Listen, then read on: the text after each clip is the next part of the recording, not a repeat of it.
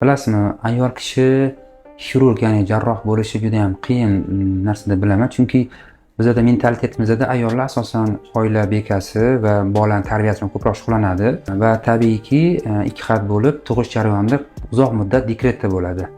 Xirurgga shu narsani talab qiladiki, ya'ni kasb, o'sha xirurgiya kasbi mutaxassis shuni talab qiladiki, uzoq muddat davomida surunkali davom etishni talab qiladi. Ayollarda bilamiz, turmush chiqqandan keyin birinchi farzand, ikkinchi farzand, o'zbekga xos bo'lgan mentalitet 3, 4 va orasida 3 yil tanaffus bo'lgan juda ham kam muddat bu.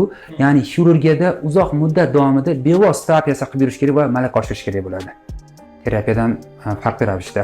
Ozgina muddat davomida uyda o'tirib qolsa yoki bo'lmasam o'sha operatsiya bilan shug'ullanmasa, ozgina tajribasi kamayishga olib keladi. Shuning uchun O'zbekistonda xirurglar, ya'ni xirurgiya sohasi ayol doktorlar kam.